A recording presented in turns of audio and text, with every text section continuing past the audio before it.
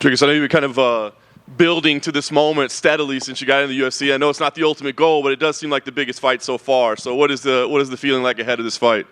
Yeah, absolutely. This is definitely the biggest fight of my career, but so was the one before that, and the one before that, and the one before that.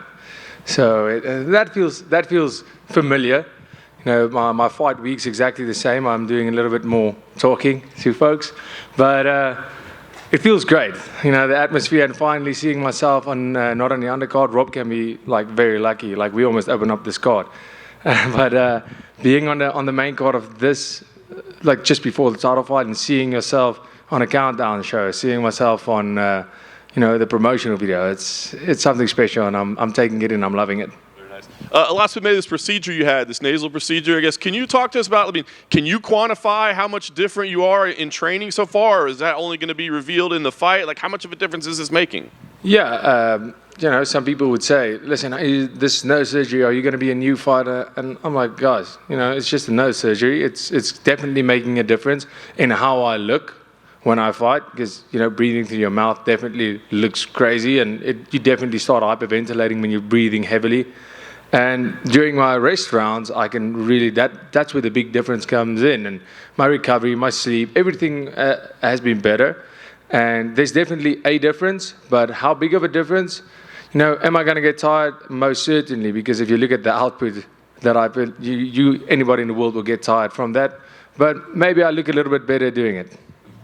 Talk about the challenge you have here in Rob. Obviously, a guy that's been around at the top level of the game for a long time. I mean, is this the most difficult opponent you faced to date, and how difficult was it preparing for him? Yes, most certainly the best opponent I've faced in my whole career. But I can say the same to him. He is an incredible fighter, and people would say, where do you see holes in his game? And to see a hole in a game of somebody like Whittaker is extremely hard. And I don't think that's the way to go. I'm not looking for holes in any game. I'm looking to force mistakes and capitalizing on those. And that's exactly what I'm going to do when I go out there, is enforce my style. And Whittaker, shot for shot, he's extremely fast and he's very calculated. And when he gets his style going, when he's in his comfort zone, he's very dangerous. And to make sure he doesn't get to that comfort zone, making sure I'm taking him out of that comfort zone into my world, where it's a dark place and I feel at home. Last thing for me, we know this is a big fight, but I guess the question is just how big? Is this a number one contender fight? Does the winner get a title shot? I guess what's your understanding of this? I mean, you're viewing it as a number one contender fight, and are you looking at a quick turnaround in Sydney as a possibility? I mean, is that even remotely possible 2 months from now, 9 weeks from now? Well, up until this point, I've been this past 7 months, I think this is my third fight in 7 months. So I've been turning around and getting these fights in to climb this ladder. And if I'm physically capable, if there's no problem for me to start my fight camp and be ready for that title fight, no problem at all. I'll be ready. And but not even considering that when I get into the cage with Robert Whittaker, I'm willing to take a limb off and this be the last fight of my life to beat Robert Whittaker with that piece of limb. I'm not even thinking about this title fight right now. I'm thinking about Robert Whittaker. And, I mean, I guess they'll decide if I'm number one contender or not. Dricus, over here. Kind of going off of that, like, say you are in a war with Rob and you're too banged up to have a quick turnaround to Sydney. Is the fact that Israel keeps bringing you up, like he seems to want to fight you. So say Israel fights someone like Sean Strickland in Sydney and wins, like you're still most likely going to get that Israel fight even if you can't fight in Sydney. Is that in the back of your mind too? Like just you got to beat Rob no matter what, right? Yeah, sure. I mean, that's, like I said, we can literally sort out all of that. And at the end of the day, it's not my call. It's the UFC's call. But there won't be any denying me as the number one contender after I beat Rob. But yeah, if that's the way they want to do it, if it's not possible for me physically to fight in Sydney, if there's injury or like you said, if you get extremely bad cuts, there's no way that then you're out for a couple. When that's you never know what happens in the sport. But yeah, like I said, it doesn't bother me. At the end of the day, it's nothing about. I don't want to fight Izzy. I want to fight the guy with the belt. So whether it's Izzy, whether it's Strickland, I don't care. For me, it's about fighting whoever has that title to become the champion. Rob was in here earlier, and he actually labeled you as the most dangerous fight for him because he viewed you as a fighter with nothing to lose, and he said there's nothing more dangerous than fighting someone with nothing to lose. I'm curious if you view yourself in that same way. Yeah, I don't know what he means. I have everything to lose. What do you mean? You know, I've built up this record. I'm fighting for number one, to be number one in the world, to be the champion, the world champion. What does he mean? Of course I have something to lose. I have everything to lose. I'm here to win. I'm here to be the UFC middleweight champion of the world, and I have to get through Robert Whittaker, which is a very, very tall order. But I'm prepared to do whatever it takes to beat Robert Whittaker and get my shot at fighting for that title. But nothing to lose, that makes no sense. And unrelated to this fight, what do you make of your countryman Elon Musk possibly trying to have an MMA fight with Mark Zuckerberg? That's interesting. I think it's going to obviously be massive, but I don't know what do you say to something like that?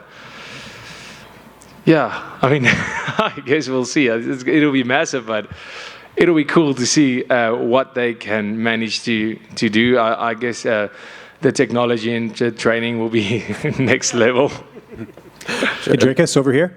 Hold on, one more, James. Sorry, just one more.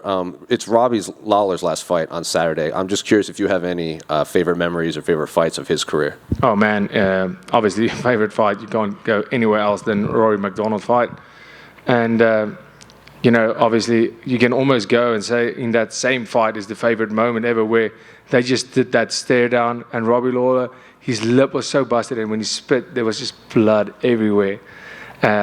And of course, another massive moment in his career is when him and Johnny Hendricks fought. And it was almost, that became his signature move. Like the last minute and a half, he would just be like, even though he's so tired, just go like, oh, it's my opponent's holding Thai pads, and he'll just be teeing off, kicking. And the fact that the man in all of his fights didn't go for a submission once, that is the coolest thing ever, and that is so badass. He has all my respect, and he's an absolute legend. Dricus over here. Sorry again, Jose. Didn't mean to jump the gun there. Robert Whittaker is an extremely tough guy to finish. We've seen, I think the only guy to knock him out at middleweight was Adesanya. You're used to finishing your opponents. Does that change the game plan at all, just with how durable he is? No, it's, not really comparable, but my debut fight, I fought Marcus Perez, who's never been finished. And I've only had finishes, and that was one of those fights where I was like, wow, this is interesting, because, and he has a lot of fights. A guy who's never been finished versus a guy who's only finished his opponents. And I got that finish. So, it's just my style. It didn't change my preparation at all.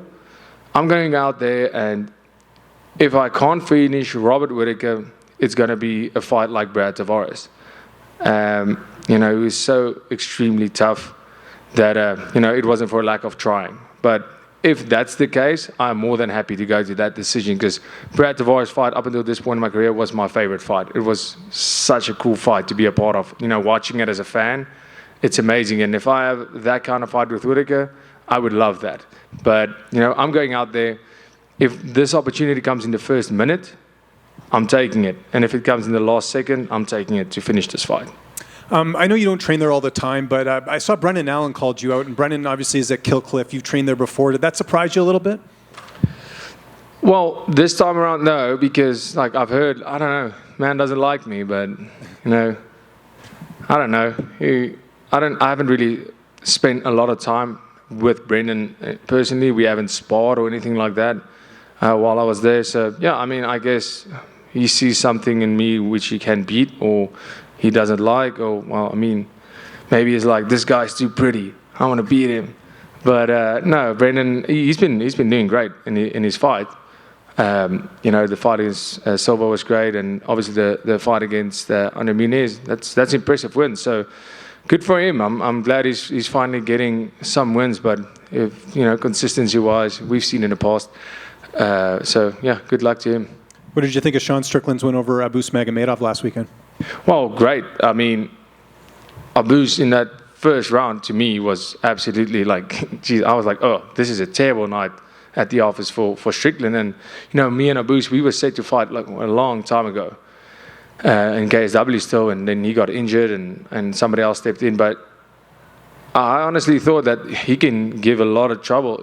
Like, that was my prediction. He's going to be a tough night for Strickland. But talk about my gas tank. But geez, that was crazy. Like, I mean, going in that first round and really getting, like, he was doing so great. Getting that takedown, everything was great. And in the second round, he was done. He was done. I mean, a minute in that second round, this guy couldn't even stand up. So that was great for Sean Strickland because, he took that first round, he took the shots, and, with him, he has that 5 rounds in him, and he saw the opportunity and he just went for the kill, and yeah, good for him. And perhaps my most important question, and my last question, you making any time to go to Topgolf this time around? I'm really, really hoping we're doing it this time. Like, we've been talking, we've been here for a couple of weeks, and every time we're like, we have to go play Topgolf. We have to go play Topgolf, but I'm probably going to extend my flight and stay a little bit longer. Just for Topgolf, just to stay a bit longer. Listen, I don't even like playing golf, but Cameron has been in my neck about this Topgolf for so long. Like, he's like, we have to go play Topgolf.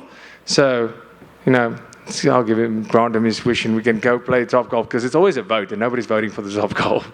There we go. Just over here. You just back here. Where? Oh, hey. You just mentioned Cameron, your teammate Cameron Simon. He's been on the same card as you every fight since his UFC debut. How special has it been being able to represent South Africa together on these big cards? Oh man, it's absolutely amazing to see the support grow. More and more people recognizing us over here as the South African duo, and also back home, how people are just, the support grows. It feels like everybody is supporting until the next fight comes, and more people are supporting. It's incredible. So for us to carry that flag, it means the absolute world. And to have him fight, because all the cards that I've been fighting on has been big cards. So it's almost like throwing him in deep, because he's fighting on these massive pay-per-view events on the undercard. But that is, he's been stepping up to the plate. He's absolutely incredible, and I can't wait for you guys to see what he brings to the table this time. But, for us, so there's that competition. Oh, let's see who gets the best, who gets the finish, who gets the performance bonus. It's great. It's an amazing experience for the both of us. And, yeah, we're loving to fight on the same cards, and it makes things just so much easier. And putting the shift back on you, it seems as if a lot of other fighters here are kind of counting you out on this matchup. Is that like a chip on your shoulder that you carry to not only win this fight, but also prove everyone else wrong? Yeah, I don't really care about proving anybody wrong. It's more about proving people right. That's all it is for me. Being counted out, odds don't win fights. Fighters win fights, and I'm a fighter. So I'm going out there. I don't care about the odds or what the other fighters say. For me, they'll all find out soon too if they make it to the top of the pile. And your last 4 fights have been in Vegas, specifically at the T-Mobile Arena. You're about to head into your 5th in a row over there. What's your favorite part about fighting in this arena? Right now, it's the familiarity. Getting to know Vegas and being able to use the PI to its fullest extent. I don't think people realize how amazing the facility is and how amazing the treatment is if you have that to your disposal. Every time I come here to Vegas and I train at the PI and I get the services that is given to the fighters, I always feel like this is incredible. This is what it's all about for me. It's being able to focus on my fight, and everything is taken care of. I absolutely love it. And, getting to know the people, because everybody working with the UFC and everybody, all the, people that I get to know, and you start to make friends and you build a relationship with all these people. And it's not just going here, going there, and, you meet them once or twice. It's you starting to build a relationship. So that's incredible. And getting familiar with Vegas, getting familiar with the fans that come to the Vegas events. I know it sounds weird, but there's a certain vibe when you fight, especially International Fight Week. Everybody the whole week there's a little bit of a buzz, and it's great. I love fighting in Vegas. It's incredible. If it was up to you, would you just continue to keep fighting here, or would you like to explore other big destinations to fight in? Yeah, I wouldn't mind fighting in other big destinations. I would actually love that, but. Vegas, regardless, Vegas is amazing. I would love to do Texas. Haven't been, so I would love to do a Texas event sometime. That sounds great. But yeah, to travel around the US or wherever is great. The Abu Dhabi event that's amazing. It's not, the travel is not that far, but I made my debut in Abu Dhabi, but everything was closed. So that's he's dealing with the complete COVID shutdown. But it doesn't really matter to me. It's cool to see the world while doing this. It's really great. It's and it's hard because now I've been in Vegas 4 times. So you're so used to seeing everything. So you're not really seeing what Vegas is anymore. You're just here to focus on the fight, which is good, I guess. But it'll be great to see while we're doing this and living my dream, seeing the rest of the world. Dricus just over here. Hi. Hi. Is Robert Whittaker someone that you've always had your eye on as a future opponent?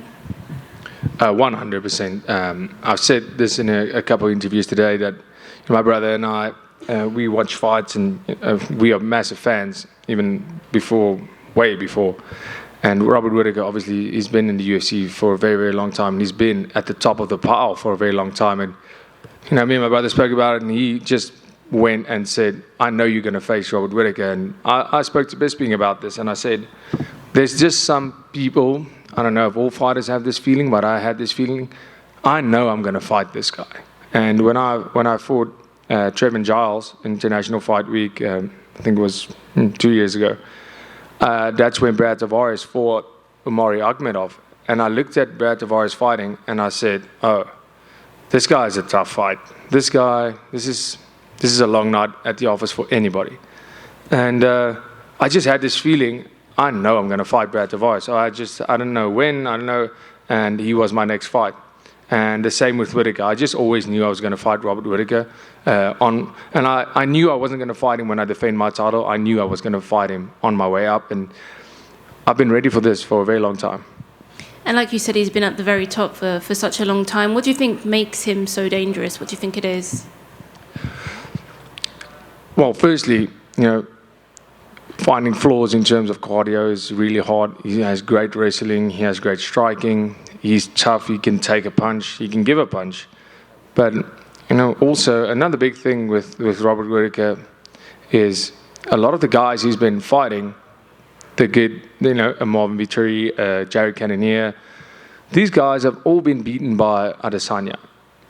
So Robert Whittaker faces them after they've lost to Adesanya. So you're getting a little bit more of a beaten down fighter. You're getting a guy that's just lost to the champion. So your motivation isn't what it should be, I'm assuming. I'm assuming that your motivation is not, this is for the world title. Your motivation is, I just lost my opportunity. I'm going to fight Robert Whittaker and then another guy before I get back to the title. And that's something you have to take into consideration, the mindset of the fighters. So he's faced incredible opponents, but this is where this fight is different. I'm on my way up. I'm the contender right now, fighting Whittaker to fight for that title. So for all practical reasons and for anything that makes sense to me, this is my title fight. Because without this fight, I'm not getting a title. So for me, this fight is my world title fight. And I'm not fighting the champion, then Whittaker. I'm fighting Whittaker on my way up. And like Jose said earlier, Robert said you're the most dangerous to date because you are the unknown. Do you think you still have more to show that perhaps we haven't yet seen? Absolutely. I think I have so much more to show. I've just been fighting so often and fighting these good guys. Every time a better guy, jumping the ranks. And every time I feel better in there, every time I feel more comfortable, and I'm getting acclimated with the stage, getting acclimated with the massive names that I'm fighting, the crowds, everything. I'm getting better every time, and there's so much more, so much more to my skill set that I can show. But with Whittaker, he's a prime example of a guy that utilizes all of his weapons, and he does it incredibly well. And what's going to be needed from me to put on the performance that I know I can with this and to finish Robert Whittaker is going to be the best version, and every single part of my game is going to be needed from me to do that, to finish Robert Whittaker and do it in spectacular fashion.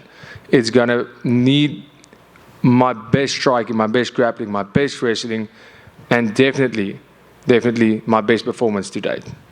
With everything that is at stake, would you say this is the biggest moment of your career so far, and do you feel that? Yes, without a doubt. But like I said, it feels exactly the same as the previous one. And last one from me, there's obviously 2 big title fights headlining this weekend. Just wanted to get your opinion on the main event between Volkanovski and Rodriguez. Yes, Volkanovski, obviously there's no denying that guy. He's, when he fights, he's so good. He very narrowly almost beat Islam, which is the pound-for-pound #1 fighter right now. I think Volkanovski is an incredible athlete. But then with Yair, if you look at his fights, he just has one punch, one kick ability to finish a fight instantly. And I think there's a massive reach advantage for Yair and especially him being a kicker. Anything can happen at any stage in this fight. Like Yair has the ability to finish this fight in the final second of this fight, like he did with the Korean Zombie. So, this is such a dangerous fight for Volkanovski, but I think it's going to be a great fight. Thank you. Back to Dricus, quick question for you. You made the comment about needing to get over to Topgolf, and last time in early March I was here, I asked you what your favorite thing about Vegas was, and you paused for a second and said the food and the beer. I'm just curious. Hence, I didn't make it to Topgolf. I'm just curious, what is your actual, you've been to Vegas all these times now, what do you actually really love about Las Vegas? Can I stick with my original answer? No, yeah. I mean, I guess that's really, having, but, beer and food everywhere in the world is amazing. But, right here, it feels like where everybody comes for a good time. That's what you get, the vibe everywhere you go. It's just good times all around. You don't see anybody not on your level when you're in Vegas. So when you go out to celebrate, there's going to be a lot of people on the same level as you. If you go out and I'm cutting weight and just sitting, there's people that work here and live here normal. They're not celebrating every day, and that's on your level. So I guess this place caters for everybody, all needs and all situations and all energy levels. Perfect. And then last question for you. I know you said you don't really care about what the outside perception is, but I'm curious, every fight you've had so far in the UFC, you haven't lost yet, you're normally the betting favorite, but here you're talking about being one of the biggest underdogs on the card. Does your perception change when the fighter is, maybe theoretically supposed to be better than you? Well, I said it. I didn't even know I was the favorite every time. But with a guy like Whittaker, I'm not surprised that I'm the underdog. How do you go? On what grounds do you go and say, no, Dricus, on betting odds, no, Dricus is beating Whittaker? On what grounds? With my opponents, they don't add up to his. The amount of fights don't add up. He's had the belt. He's fought the champ twice. He hasn't lost to anybody else in almost a decade. So, yeah, he deserves to be the betting favorite, 100%. And, I'm not even offended by it at all. For me, this is where I'm taking over. This is where I become the betting favorite. This is a fight that puts me in that tier. And, yeah, 100%. This is my time. There's a champion and there's a contender. And up until you beat the champion, nobody believes you're going to beat that champion. And Robert Whittaker, rightfully so, is a fan and betting favorite. But that is for now, up until I surpass that spot. Good. Thank you, guys. Appreciate it.